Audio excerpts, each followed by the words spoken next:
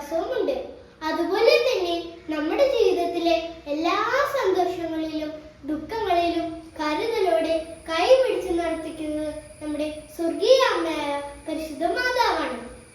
ഇന്ന് ഞാനിവിടെ പറയാൻ പോകുന്നത് നമ്മുടെ സ്വർഗീയ അമ്മയെ കുറിച്ചാണ്. സ്വർഗീയ അമ്മ ലോകമെമ്പാടുമുള്ള വിശ്വാസികളുടെ സ്നേഹത്തിന്റെ പ്രതീകമാണ്. ഒരു സാധാരണ സ്ത്രീയായിരുന്നെങ്കിലും ദൈവഹിതം വിനയത്തോടെ അവളുടെ വിശ്വാസം മനുഷ്യ ചരിത്രത്തിൽ വലിയ മാറ്റം സൃഷ്ടിച്ചു. ഒരമ്മ തന്റെ മക്കളെ എത്ര സ്നേഹത്തോടെ കാത്തു സൂക്ഷിക്കുമോ അതുപോലെ തന്നെയാണ് സ്വർഗീയ അമ്മയും നമ്മളെ കരുതുന്നത്.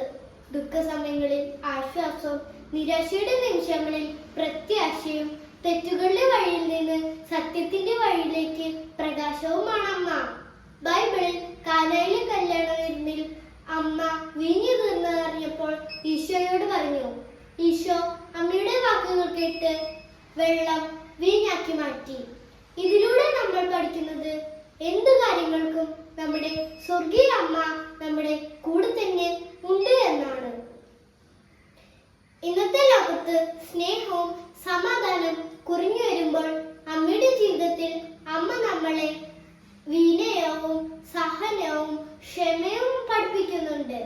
മറ്റുള്ളവരെ സഹായിക്കാനും കരുണ കാണിക്കാനും അമ്മ നമ്മളെ പ്രേരിപ്പിക്കുന്നുണ്ട്. എന്റെ വാക്കുകൾ ഞാൻ അവസാനിപ്പിക്കുന്നതിന് മുമ്പ് ഒരു ചെറിയ സന്ദേശം ഞാൻ പറയാൻ ആഗ്രഹിക്കുന്നു. അമ്മയുടെ സ്നേഹം ഭൂമിയിലെ ഏറ്റവും വലിയ അനുഗ്രഹമാണ്. സ്വർഗീയ അമ്മയുടെ സ്നേഹം